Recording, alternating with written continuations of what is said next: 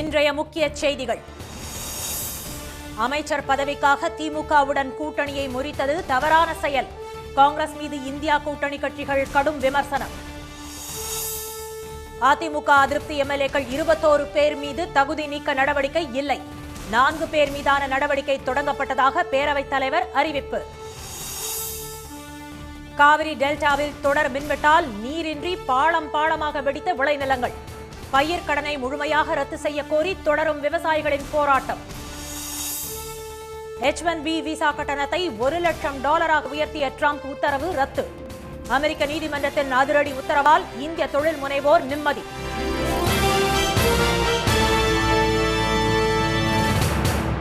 வணக்கம்.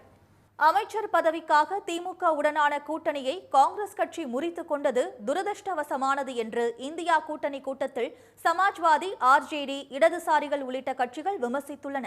இந்தியா கூட்டணி கட்சிகளின் ஆலோசனை கூட்டம் டெல்லியில் நேற்று நடைபெற்றது. இந்த கூட்டத்தில் 25 கட்சிகள் கலந்து கொண்ட போதிலும் முக்கிய கட்சிகளான திமுகவும் ஆம் ஆத்மியும் இக்கூட்டத்தை புறக்கணித்தன. இந்த கூட்டத்தில் பேசிய சமாஜ்வாதி கட்சி தலைவர் திரு அகிலேஷ் யாதவ், கூட்டணியை ஒன்றிணைக்கும் பிணைப்பாக காங்கிரஸ் செயல்பட வேண்டுமே தவிர பிராந்திய கூட்டணி கட்சிகளுடன் போட்டி போடுவதை தவிர்க்க வேண்டும் என்று அறிவுறுத்தினார். அரசியல் சூழல் மிகவும் மோசமடைந்துள்ள சூழலில் கூட்டணி கட்சிகளிடம் இணக்கமாகவும் பெருந்தன்மையுடனும் காங்கிரஸ் கட்சி நடந்து கொள்ள வேண்டும் என்று வலியுறுத்திய அவர், திமுக உடனான கூட்டணியை காங்கிரஸ் முறித்துக் கொண்டது தவறு என்றும் சுட்டிக்காட்டினார். காங்கிரஸ் மீதான திரு அகிலேஷ் யாதவின் குற்றச்சாட்டுகளை தேசியவாத காங்கிரஸ் எம்பி திரு சுப்ரியா சுலே, ராஷ்டிரிய ஜனதா தள தலைவர் திரு தேஜஸ்வி யாதவ், மார்க்சிஸ்ட் கட்சி எம்பி திரு ஜான் பிரிட்டாஸ், மேற்கு வங்க முன்னாள் முதலமைச்சர் செல்வி மம்தா பானர்ஜி, இந்திய கம்யூனிஸ்ட் மூத்த தலைவர் திரு டி ராஜா உள்ளிட்டோர் வழிமொழிந்தனர். அடுத்து பேசிய மார்க்சிஸ்ட் கம்யூனிஸ்ட் எம்பி திரு ஜான் பிரிட்டாஸ், திமுக உடனான கூட்டணியை காங்கிரஸ் முறித்துக் கொண்டதை கடுமையாக விமர்சித்தார். இந்தியா கூட்டணியிலிருந்து திமுக வெளியேறியது நல்ல அறிகுறி அல்ல என்று அவர் கூறினார். ராஜ்யசபா எம்பி மற்றும் ஓரிரு அமைச்சர் பதவிகளுக்காக திமுக உடனான கூட்டணியை காங்கிரஸ் முறித்துள்ளதாகவும் இது துரதிருஷ்டவசமானது என்றும் திரு ஜான் பிரிட்டாஸ் குற்றம் சாட்டினார். கேரளாவில் இடதுசாரிகள் பாஜகவுடன் கூட்டணி வைத்துள்ளனர் என்று காங்கிரஸ் பிரச்சாரம் செய்தது இந்தியா கூட்டணியின் நோக்கத்தையே தோற்கடித்து விட்டதாக அவர் தெரிவித்தார். கேரளாவில் மத்திய புலனாய்வு அமைப்புகளின் நடவடிக்கையை வரவேற்ற காங்கிரஸ், அதே அமைப்புகள் மற்ற இடங்களில் காங்கிரஸ் தலைவர்களை குறிவைத்த போது அவற்றை எதிர்த்ததாகவும் காங்கிரஸ் கட்சி நிலைத்தன்மையற்ற முறையில் செயல்படுவதாகவும் திரு ஜான் பிரிட்டாஸ் குற்றம் சாட்டினார். SIR முறைகேடுகள் மற்றும் தேர்தல்களின் நேர்மை குறித்து இந்தியா கூட்டணி கட்சிகள் தலைமை நீதிபதிக்கு எழுதவுள்ள கடிதத்தில் திமுகவின் கையெழுத்தை கோர வேண்டும் என்றும் கூட்டணி கட்சிகள் வலியுறுத்தியுள்ளன. நம்பிக்கை வாக்கெடுப்பில் தவேக அரசுக்கு ஆதரவாக வாக்களித்த 21 அதிமுக எம்எல்ஏக்கள் மீது தகுதி நீக்க நடவடிக்கை இல்லை என்று பேரவைத் தலைவர் திரு JCD பிரபாகர் அறிவித்துள்ளார். சட்டப்பேரவைத் தேர்தலில் 108 இடங்களில் வென்ற தவேக, காங்கிரஸ், VCK, இந்திய யூனியன் முஸ்லீம் லீக், கம்யூனிஸ்ட் கட்சிகளின் ஆதரவுடன் ஆட்சி அமைத்தது. இதைத் தொடர்ந்து கடந்த மாதம் 13ஆம் தேதி சட்டப்பேரவையில் முதலமைச்சர் திரு விஜய் கொண்டு வந்த நம்பிக்கை கோரும் தீர்மானம் மீதான வாக்கெடுப்பில் அதிமுகவின் தனி அணியாக செயல்பட்ட திரு SP வேலுமணி, திரு CV சண்முகம் உள்ளிட்ட 25 எம்எல்ஏக்கள் அரசுக்கு ஆதரவாக வாக்களித்தனர். இதையடுத்து கொறடா உத்தரவை மீறி செயல்பட்ட அவர்களை தகுதி நீக்கம் செய்ய கோரி அதிமுக பொதுச் செயலாளர் எடப்பாடி திரு பழனிசாமி தரப்பில் பேரவைத் தலைவரிடம் புகார் மனு அளிக்கப்பட்டது. இந்நிலையில் அரசுக்கு ஆதரவளித்த SP வேலுமணி அணியினருக்கு அமைச்சரவையில் வாய்ப்பளிக்கப்படும் என எதிர்பார்க்கப்பட்ட நிலையில் அவர்களுக்கு ஏமாற்றமே மிஞ்சியது. இதனால் பின்னடைவை சந்தித்த திரு வேலுமணி உள்ளிட்ட 21 எம்எல்ஏக்களும் திரு பழனிசாமியிடம் மன்னிப்பு கடிதம் கொடுத்து மீண்டும் ஒன்றிணைந்தனர். இதையடுத்து அதிருப்தி எம்எல்ஏக்கள் 21 பேரை மன்னித்து விட்டதாகவும் அவர்கள் மீதான தகுதி இழப்பு நடவடிக்கையை கைவிடுமாறும் திரு பழனிசாமி தரப்பில் விடுக்கப்பட்ட கோரிக்கையை பரிசீலித்து ஏற்றுக்கொண்டதாகவும் திரு JCD பிரபாகர் தெரிவித்துள்ளார். திரு எடப்பாடி கே பழனிசாமி அனுப்பிய கடிதங்களில் 13/5/2026 அன்று மேற்கூறிய 21 உறுப்பினர்களால் செய்யப்பட்ட வாக்களிப்பை அவர் மன்னிப்பதாகவும் அதன் விளைவாக அந்த 21 உறுப்பினர்களுக்கு எந்த தகுதி இழப்பும் ஏற்படவில்லை என்றும் திட்டவட்டமாக கூறியுள்ளதால் நான் இந்த மன்னிப்பு கோரிக்கையை ஏற்றுக்கொள்கிறேன். அதேவேளையில் அதிமுக சார்பில் தேர்தலில் வெற்றி பெற்ற நிலையில் எம்எல்ஏ பதவியை ராஜினாமா செய்துவிட்டு தவேகாவில் இணைந்த திரு இசக்கி சுப்பையா, திருமதி மரகதம் குமரவேல், திரு S ஜெயக்குமார், திருமதி சத்யபாமா ஆகிய 4 பேர் மீதான நடவடிக்கை தொடங்கியிருப்பதாக திரு பிரபாகர் கூறினார். இந்நிலையில் அவர்கள் நால்வரும் உச்சநீதிமன்றத்தில் கேவியட் மனு ஒன்றை தாக்கல் செய்துள்ளனர். தங்களுக்கு எதிராக சிபிஐ விசாரணை கோரியும் இடைத்தேர்தலில் போட்டியிட தடை விதிக்க கோரியும் தாக்கல் செய்யப்பட்ட வழக்கில் தங்களது கருத்தை கேட்காமல் எந்த உத்தரவையும் பிறப்பிக்க கூடாது என மனுவில் அவர்கள் கேட்டுக் கொண்டுள்ளனர். காவிரி டெல்டா பகுதிகளில் தொடரும் மின்வெட்டு காரணமாக போதிய தண்ணீர் கிடைக்காமல் விளைநிலங்கள் வறண்டு பாலமாக வெடித்திருப்பது விவசாயிகளை வேதனையில் ஆழ்த்தியுள்ளது. தாவேக அரசு பொறுப்பேற்றதிலிருந்து தமிழ்நாட்டின் பல்வேறு பகுதிகளில் அறிவிக்கப்படாத மின்வெட்டு ஏற்பட்டு வருகிறது. இந்நிலையில் திருவாரூர் மாவட்டம் குடவாசல் அருகே வெள்ளை அதம்பார் கிராமத்தில் குறைந்த மின்னழுத்தம் காரணமாக விவசாயத்திற்கான மின் மோட்டார்கள் அடிக்கடி பழுதடைந்து விடுவதால் போதிய நீர் கிடைக்காமல் பயிர்கள் கருகி வருகின்றன. தஞ்சாவூர் மாவட்டம் விழுதியூர், இரும்புத்தலை, மணக்குடி உள்ளிட்ட 20க்கும் மேற்பட்ட கிராமங்களில் மும்முனை மின்சாரம் சீராக விநியோகிக்கப்படாததால் நீர் பாய்ச்ச முடியாமல் வயல்கள் வறண்டு கிடப்பதாக விவசாயிகள் தெரிவித்தனர்.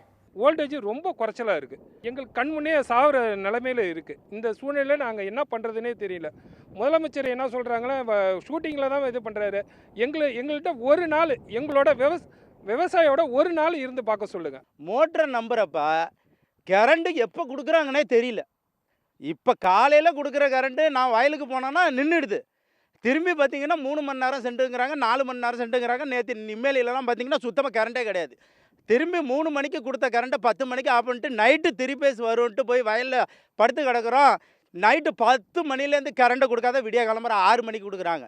மதுரை மாவட்டம் கல்லந்தரி மற்றும் அப்பன் திருப்பதி பகுதிகளில் கொள்முதல் செய்த நெல்லுக்கு அரசு உடனடியாக பணம் வழங்க கோரி விவசாயிகள் சாலை மறியலில் ஈடுபட்டனர். அழகர் கோவில் மதுரை சாலையில் நடைபெற்ற இந்த போராட்டத்தால் போக்குவரத்து பாதிக்கப்பட்டது. விவசாயம் பண்றோம். கவர்மெண்ட் சொன்ன அளவுக்கு போட்டோம். போட்டுட்டு வருஷம் போடுவாங்க. இந்த வருஷம் ரொம்ப மோசம். 3 மாதம் 4 மாதம் ஆச்சு. ஒரு விவசாயம் 5 லட்சம் 6 லட்சம் மேலே போட்டிருக்கோம். இது வரைக்கும் எந்த ரெஸ்பான்ஸுமே இல்லை. தரமாட்டாங்க. மறியலில் ஈடுபட்ட விவசாயிகளை காவல்துறையினர் சமாதானப்படுத்தினர். இதேபோல் விழுப்புரம் மாவட்டம் ஆனாங்கூர் நேரடி நெல் கொள்முதல் நிலையத்தில் கொள்முதல் செய்யப்பட்ட நெல்லுக்கு 3 மாதங்களாக பணம் வழங்கவில்லை என கூறி காதில் பூ வைத்துக் கொண்டு மாவட்ட ஆட்சியர் அலுவலகத்தில் விவசாயிகள் புகார் தெரிவித்தனர். ஈரோடு மாவட்டம் கோபி அருகே கவுந்தம்பாடியில் மாவட்ட மத்திய கூட்டுறவு வங்கி கிளை முன்பு நூற்றுக்கணக்கான விவசாயிகள் ஆர்ப்பாட்டத்தில் ஈடுபட்டனர். பயிர்க்கடனை முழுமையாக தள்ளுபடி செய்ய கோரி முழக்கமிட்ட அவர்கள் வரும் பட்ஜெட் கூட்டத்தொடரில் இதுகுறித்து முதலமைச்சர் திரு விஜய் அறிவிக்க வேண்டும் என்று வலியுறுத்தினர். H1B விசாவுக்கு ட்ரம்ப் நிர்வாகம் விதித்த $1 லட்சம் கட்டணத்தை அமெரிக்க நீதிமன்றம் ரத்து செய்துள்ளதை இந்திய தொழில் முனைவோர் வரவேற்றுள்ளனர். அமெரிக்காவில் இந்தியா, சீனா உள்ளிட்ட ஆசிய நாடுகளைச் சேர்ந்த லட்சக்கணக்கானோர் தொழில்நுட்பம், மருத்துவம், கல்வி, ஆராய்ச்சி உள்ளிட்ட பல்வேறு துறைகளில் பணியாற்றி வருகின்றனர். அவர்கள் அமெரிக்காவில் தங்கி பணியாற்ற ஆண்டுதோறும் 65,000 H1B விசாக்கள் வழங்கப்படுகிறது. இதற்கான கட்டணம் கடந்த ஆண்டு செப்டம்பர் மாதம் வரை இந்திய மதிப்பில் $1,32,000 இருந்தது. ஆனால் செப்டம்பர் 19ஆம் தேதி H1B விசாவுக்கான கட்டணத்தை ட்ரம்ப் அரசு அதிரடியாக உயர்த்தியது. அதன்படி $1 லட்சம், அதாவது அன்றைய மதிப்பில் $88 லட்சம் கட்டணம் உயர்த்தப்பட்டது. இந்த கட்டண உயர்வு அடுத்த 2 நாட்களில் அமலுக்கு வந்ததால் அமெரிக்காவில் தங்கி பணியாற்றும் இந்தியர்கள் பெரும் பாதிப்புக்கு உள்ளாயினர். பெரிய நிறுவனங்களில் உயர் பதவியில் உள்ளவர்கள் மட்டுமே இந்த கட்டணத்தை செலுத்த முடியும் என்ற நிலை ஏற்பட்டது. எனவே இந்த கட்டண உயர்வை ரத்து செய்ய வேண்டும் என்று 20 மாகாண அரசுகள் சார்பில் மாசசூசெட்ஸ் நீதிமன்றத்தில் வழக்கு தொடரப்பட்டது. இந்த வழக்குகள் விசாரணைக்கு வந்தபோது சில நாடுகளில் இருந்து ஊழியர்கள் அமெரிக்காவுக்கு வருவதை கட்டுப்படுத்தும் வகையில் இந்த கட்டண உயர்வை ட்ரம்ப் கொண்டு வந்துள்ளதாகவும், கூட்டாட்சி குடியேற்ற சட்டத்தின்படி அவருக்கு அந்த அதிகாரம் இருப்பதாகவும் தெரிவிக்கப்பட்டது. ஆனால் $1 லட்சம் கட்டணம் என்பது அபராதம் அல்ல, அது வரி என்று நீதிபதி லியோ சோரோகின் கூறினார். எனவே நாடாளுமன்றத்தின் ஒப்புதல் இல்லாமல் விசா கட்டணத்தை உயர்த்த அதிபருக்கு அதிகாரம் இல்லை என்றும் இது சட்ட விரோதம் என்றும் நீதிபதி தெரிவித்தார். எனவே விசா கட்டண உயர்வை ரத்து செய்து அவர் தீர்ப்பளித்தார். இந்த தீர்ப்பை எதிர்த்து மேல்முறையீடு செய்யப்போவதாக தெரிவித்துள்ள வெள்ளை மாளிகை செய்தி தொடர்பாளர் டெய்லர் ரோஜர்ஸ் மேல்முறையீட்டில் இந்த தீர்ப்பு ரத்து செய்யப்படும் என நம்பிக்கை தெரிவித்துள்ளார்.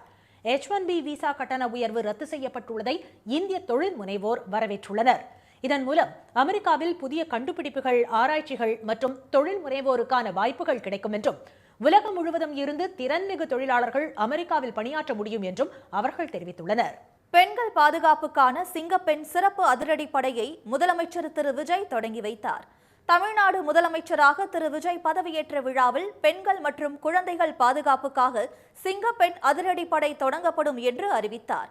சிங்கப்பெண் அதிரடிப்படையின் தலைவராக ஐஜி திருமதி பவானீஸ்வரி நியமிக்கப்பட்ட நிலையில் இப்படையின் அதிகாரப்பூர்வ தொடக்க விழா இன்று சென்னை எழும்பூர் ராஜரத்னம் மைதானத்தில் நடைபெற்றது. இதில் சிங்கப்பெண் அதிரடிப்படையை திரு விஜய் தொடங்கி வைத்து சிறப்பு படையின் லட்சணையை வெளியிட்டார். Ladies and gentlemen, monogram has been received by Tirumati Bhavaneshwari, IGP, Singapore Special Force, a recipient of Center of Excellence in Investigation Medal. முன்னதாக பெண் காவலர்களின் மிடுக்கான அணிவகுப்பு மரியாதையை அவர் ஏற்றுக்கொண்டார். சிங்கப்பெண் அதிரடி படைக்கான ரோந்து வாகனங்களின் இயக்கத்தை தொடங்கி வைத்த திரு விஜய் ஒரு வாகனத்தை இயக்கியும் பார்த்தார்.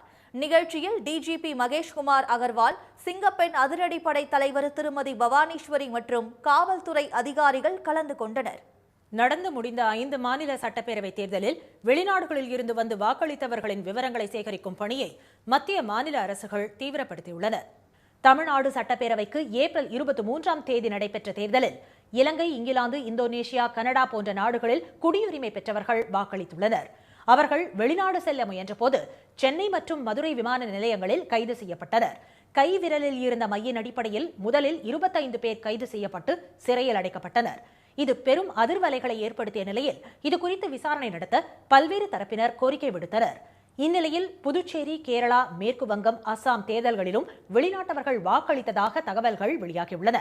இது தொடர்பாக தேர்தல் ஆணையத்துடன் இணைந்து மத்திய மற்றும் மாநில விசாரணை அமைப்புகள் விசாரணையை தீவிரப்படுத்தியுள்ளன.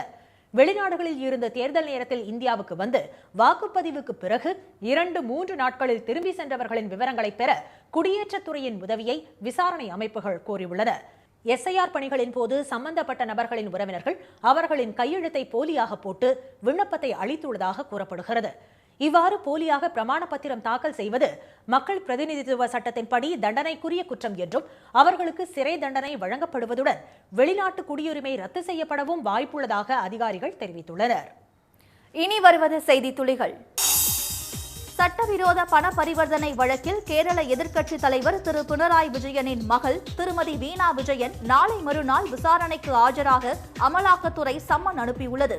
திருமதி வீணாவுக்கு சொந்தமான எக்ஸாலாஜிக் ஐடி நிறுவனம் மற்றொரு நிறுவனத்துடன் முறைகேடான பண பரிவர்த்தனையில் ஈடுபட்டதாக அமலாக்கத்துறை வழக்கு பதிவு செய்துள்ளது. இந்த வழக்கில் ஏற்கனவே பல இடங்களில் சோதனை நடத்திய அதிகாரிகள் வங்கி கணக்குகளிலிருந்த 18 கோடி ரூபாயை முடக்கிய நிலையில் இது அரசியல் பழிவாங்கும் நடவடிக்கை என்று கூறி இடதுசாரிகள் போராட்டங்களில் ஈடுபட்டு வருகின்றனர். கேரளாவில் 85 பேருக்கு ஷிக்கல்லோசிஸ் பாக்டீரியா பாதிப்பு உறுதி செய்யப்பட்டுள்ளதை அடுத்து அம்மாநில சுகாதாரத்துறை தீவிர தடுப்பு நடவடிக்கைகளில் ஈடுபட்டுள்ளது. ஷிக்கல்லா தொற்றால் ஏற்படும் வயிற்றுப்போக்கு ஆரோக்கியமான பெரியவர்களுக்கு தானாகவே குணமாகிவிடும் என்றாலும் 5 வயதுக்கு உள்பட்ட குழந்தைகளுக்கு ஆபத்தை ஏற்படுத்தக்கூடும் என மருத்துவர்கள் எச்சரித்துள்ளனர். வயநாடு உள்ளிட்ட பகுதிகளில் ஷிக்கல்லோசிஸ் தொற்று பரவலை கட்டுக்குள் கொண்டுவர நடவடிக்கை எடுக்கப்பட்டுள்ளதாக சுகாதாரத்துறை அமைச்சர் திரு முரளிதரன் தெரிவித்துள்ளார். தமிழகம் முழுவதும் மின்வெட்டு பிரச்சனையால் மக்கள் அவதிக்குள்ளாகி வரும் நிலையில் நாகை மாவட்ட ஆட்சியர் அலுவலகத்தில் அமைச்சர் திரு ஷாஜகான் தலைமையில் நடைபெற்ற ஆய்வுக் கூட்டத்திலும் திடீரென மின்வெட்டு ஏற்பட்டது. சட்டமன்ற உறுப்பினர்கள், அரசு அதிகாரிகள் பங்கேற்ற கூட்டத்தை மாவட்ட ஆட்சியர் திரு பிரவீன்குமார் LED திரை வெளிச்சத்தில் நடத்தினார். பொதுமக்கள் படும் துயரங்களை அலட்சியமாக கருதாமல் அடிப்படை தேவைகளில் ஒன்றான மின்சாரத்தை தடையின்றி வழங்குவதை அரசு உறுதி செய்ய வேண்டும் என அமமுக பொதுச் செயலாளர் திரு டிடிவி தினகரன் வலியுறுத்தியுள்ளார். முதலமைச்சர் திரு ஜோசப் விஜயின் பெரம்பூர் தொகுதி உட்பட தமிழகம் எங்கும் அறிவிக்கப்படாத மின்வெட்டால் சிரமத்திற்கு உள்ளான பொதுமக்கள் வீதிகளில் வந்து தொடர் போராட்டங்களில் ஈடுபட்டு வருவதாக அவர் சுட்டிக்காட்டியுள்ளார். அறிவிக்கப்படாத மின்வெட்டு இருக்காது என அமைச்சர்கள் சொன்ன நாள் முதலே பல மணி நேர மின்வெட்டுகள் தொடர்வது தாவேக அரசு சொல்வது ஒன்று செய்வது ஒன்று என்பதை வெளிப்படுத்துவதாக திரு தினகரன் விமர்சித்துள்ளார். ஆவடி மின்வாரியம் அலுவலகம் அருகே மின்சார கேபிள் பெட்டியில் 14 ஃபியூஸ் கேரியர்கள் திருடப்பட்டது தொடர்பாக 2 பேர் கைது செய்யப்பட்டனர். இந்த திருட்டால் தமிழ்நாடு வீட்டு வசதி வாரிய குடியிருப்பு பகுதிகளில் 500க்கும் மேற்பட்ட வீடுகளில் மின் விநியோகம் பாதிக்கப்பட்டது. 5 மணி நேரத்திற்கு பின் மாற்று ஏற்பாடு செய்யப்பட்டு மின் விநியோகம் வழங்கப்பட்டது. இந்த ஃபியூஸ் கேரியர் திருட்டு தொடர்பான புகாரின் பேரில் விசாரணை நடத்திய ஆவடி காவல்துறையினர் திருட்டில் ஈடுபட்ட அம்பத்தூரை சேர்ந்த 2 பேரை நேற்று இரவு கைது செய்தனர். விசாகப்பட்டினத்தில் எஃகு ஆலையில் ஏற்பட்ட விபத்தில் உயிரிழந்தவர்களின் குடும்பங்களுக்கு தலா 25 லட்சம் ரூபாய் நிவாரணம் வழங்கப்படும் என மத்திய அமைச்சர் திரு HD குமாரசாமி அறிவித்துள்ளார். ஆலையில் விபத்து நடந்த இடத்தை இன்று பார்வையிட்டு அவர் ஆய்வு செய்தார். ஆலையின் எஃகு உருக்கும் பிரிவு ஒன்றில் தொழிலாளர்கள் பணியில் ஈடுபட்டிருந்த போது டன் கணக்கில் உருகிய திரவ உலோகத்தை கொண்டிருந்த ஒரு பெரிய கலன் திடீரென கீழே விழுந்தது. கொதிக்கும் திரவ குழம்பில் சிக்கி 9 தொழிலாளர்கள் உயிரிழந்தனர். காயமடைந்த 6 பேர் மருத்துவமனையில் சிகிச்சை பெற்று வருகின்றனர். இந்தியா கூட்டணியில் தாவேகா இணைவது குறித்து முதலமைச்சர் திரு விஜய் தான் முடிவெடுப்பார் என அமைச்சர் திரு செங்கோட்டையன் தெரிவித்துள்ளார். டெல்லியில் நேற்று நடைபெற்ற இந்தியா கூட்டணியின் ஆலோசனைக் கூட்டத்தை திமுக மற்றும் ஆம் ஆத்மி புறக்கணித்த நிலையில் காங்கிரசுடன் கூட்டணி வைத்துள்ள தாவேகா இந்தியா கூட்டணியில் இணையுமா என்ற கேள்வி எழுந்துள்ளது. இந்நிலையில் சென்னையில் இன்று செய்தியாளர்களிடம் பேசிய திரு செங்கோட்டையன் இந்தியா கூட்டணியில் இணைவது குறித்த கொள்கை முடிவை திரு விஜய் முடிவு செய்வார் என தெரிவித்தார். தமிழ்நாட்டில் சாதிவாரி கணக்கெடுப்பு நடத்த கோரி முதலமைச்சர் திரு விஜயை பாமக தலைவர் திரு அன்புமணி சந்தித்து வலியுறுத்தியுள்ளார். சென்னை தலைமைச் செயலகத்தில் திரு விஜயை இன்று சந்தித்த பிறகு செய்தியாளர்களிடம் பேசிய அவர் தாவேகா தேர்தல் அறிக்கையில் தெரிவித்துள்ளபடி சாதிவாரி கணக்கெடுப்பை நடத்த வேண்டும் என கேட்டுக்கொண்டதாக தெரிவித்தார். சமூக நீதி பிறப்பிடம் தமிழ்நாடு. அப்படி தமிழ்நாட்டில் இதுக்கு முன்பு எடுக்கல, அவசியமா நீங்கள் எடுக்க வேண்டும் என்று வலியுறுத்தி நல்லா கேட்டுக்கிட்டாரு. நிச்சயமாக உறுதியாக நாங்கள் செய்கின்றோம். ரொம்ப பாசிட்டிவாக இருந்தார். ஏன்னா எங்கள் தேர்தல் அறிக்கையிலையும் நாங்கள் சொல்லியிருக்கிறோம் தமிழ்நாடு மக்களுக்கு நாங்கள் செய்வோம் என்று அந்த நல்ல செய்தியை சொல்லியிருக்கிறாரு. கிள்ளியூர் தொகுதியில் வென்ற காங்கிரஸ் வேட்பாளரும் சுற்றுலாத்துறை அமைச்சருமான திரு ராஜேஷ்குமாரின் வெற்றி செல்லாது என அறிவிக்க கோரி தாவேகா வேட்பாளர் திரு சபின் தேர்தல் ஆணையத்திற்கு புகார் அனுப்பியுள்ளார். சட்டப்பேரவை தேர்தலில் திரு சபினை விட 1316 வாக்குகள் கூடுதலாக பெற்று திரு ராஜேஷ்குமார் வெற்றி பெற்றதாக அறிவிக்கப்பட்டது. வாக்கு எண்ணிக்கையில் முறைகேடு நடந்ததாக கூறியுள்ள திரு சபின் தேர்தல் ஆணையம் மற்றும் சட்டமன்ற செயலாளர் உள்ளிட்டோருக்கு புகார் கூறி கடிதம் அனுப்பியுள்ளார். உயர்நீதிமன்றத்தில் தேர்தல் வழக்கு தொடரப்போவதாகவும் அவர் தெரிவித்துள்ளார். இன்றைய வர்த்தக முடிவில் மும்பை பங்குச்சந்தை குறியீட்டு எண் சென்செக்ஸ் 394 புள்ளிகள் உயர்ந்து 73,919 புள்ளிகளாக இருந்தது. தேசிய பங்குச்சந்தை குறியீட்டு எண் நிப்டி 119 புள்ளிகள் அதிகரித்து 23,242 புள்ளிகளாக நிறைவடைந்தது. சென்னையில் இன்று ஆபரண தங்கத்தின் விலை சவரனுக்கு 1040 ரூபாய் அதிகரித்து 1 சவரன் 1,13,600 ரூபாயாகவும் 1 கிராம் 14,200 ரூபாயாகவும் உள்ளது. வெள்ளி விலை மாற்றமின்றி 1 கிராம் 270 ரூபாயாக உள்ளது. மீண்டும் இன்றைய முக்கிய செய்திகள். அமைச்சர் பதவிக்காக திமுக கூட்டணியை காங்கிரஸ் முறித்தது துரதிருஷ்டவசமானது என இந்தியா கூட்டணி கூட்டத்தில் சமாஜ்வாதி, RJD, இடதுசாரிகள் உள்ளிட்ட கட்சிகள் விமர்சித்துள்ளனர். தாவேகா அரசுக்கு ஆதரவாக வாக்களித்த 21 அதிமுக எம்எல்ஏக்கள் மீது தகுதி நீக்க நடவடிக்கை இல்லை என்று பேரவைத் தலைவர் JCD பிரபாகர் அறிவித்துள்ளார். H1B விசாவுக்கு ட்ரம்ப் நிர்வாகம் விதித்த $1 லட்சம் கட்டணத்தை அமெரிக்க நீதிமன்றம் ரத்து செய்துள்ளதை இந்திய தொழில் முனைவோர் வரவேற்றுள்ளனர். இத்துடன் இந்த செய்திகள் நிறைவடைகின்றன. மீண்டும் சன் டிவியில் செய்திகள் காலை 7:30 மணிக்கு. செய்திகளை உடனுக்குடன் தெரிந்து கொள்ள QR கோடை ஸ்கேன் செய்து சன் நியூஸ் வாட்ஸ்அப் சேனலில் இணைந்திருங்கள். வணக்கம். வணக்கம்.